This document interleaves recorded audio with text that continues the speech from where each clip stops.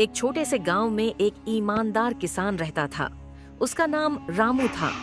रामू का खेत बहुत बड़ा नहीं था, लेकिन वह अपनी मेहनत और ईमानदारी से खुश था। वह दिन रात मेहनत करता, कभी न थकता और उसका पूरा ध्यान अपने खेतों पर रहता। गांव वाले उसे बहुत पसंद करते थे, क्योंकि वह न केवल मेहनती था, बल्कि दूसरों की मदद करने में भी हमेशा आगे रहता। रामू के पास एक छोटी सी गाय भी थी, जो उसे रोज दूध देती थी। वह दूध का एक हिस्सा अपने परिवार के लिए रखता और बाकी का गांव में बांट देता। उसकी ईमानदारी का सबसे बड़ा उदाहरण था उसका व्यवहार, जो वह अपने किसानों और गांव वालों के साथ करता था। वह कभी भी किसी से झूठ नहीं बोलता और न ही किसी को धोखा देता। इसके बावजूद वह बहुत ही गरीब था, क्योंकि उसका खेत बहुत छोटा था और वह ज्यादा लाभ नहीं कमा पाता था। रामू का एक बड़ा सपना था कि वह अपने खेत का विस्तार करे, ताकि वह और अधिक फसल उगा सके और अपने परिवार के लिए अच्छे दिन ला सके। लेकिन उसका सपना पूरा करना इतना आसान नहीं था। उसके पास पैसे नहीं थे और बैंकों से कर्ज लेना उसे ठीक नहीं लगता था, क्योंकि वह जानता था कि यदि वह कर्ज चुका नहीं पाया तो वह बहुत बड़े संकट में फंस जाएगा। एक दिन गांव में एक बड़ा व्यापारी आया, जिसका नाम हरपाल था। हरपाल ने गांव वालों को बताया कि वह उनके खेतों को अच्छे दामों पर खरीदने के लिए तैयार है। रामू के मन में यह बात आ गई कि यदि वह अपना खेत बेच दे तो उसे पर्याप्त पैसे मिल जाएंगे और वह एक नया जीवन शुरू कर सकेगा। लेकिन उसकी ईमानदारी ने उसे झकझोरा।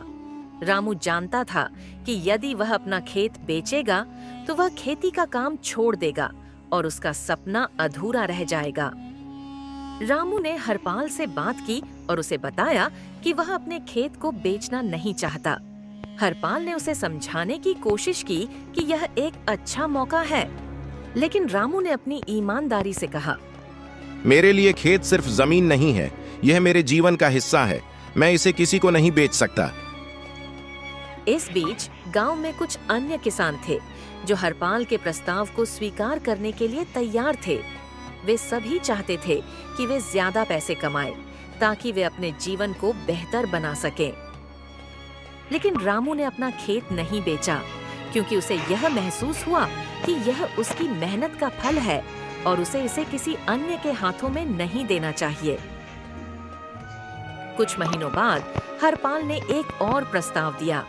वह चाहता था कि रामू उसे खेत बेचने का विचार करे और बदले में वह रामू को बहुत अच्छा दाम देने को तैयार था। रामू ने फिर से उसका प्रस्ताव ठुकरा दिया और इस बार उसने निर्णय लिया कि वह और अधिक मेहनत करेगा, ताकि वह अपने खेत को और बढ़ा सके। इसके बाद रामू ने अपने खेत में एक नया प्रयोग किया। उसने नए तरीके से खेती करना शुरू किया और वह पूरी तरह से जैविक खेती पर ध्यान केंद्रित करने लगा। उसका उद्देश्य था कि वह अपने खेत से शुद्ध और सुरक्षित फल और सब्जियां उगाए। धीरे धीरे उसकी मेहनत रंग लाई।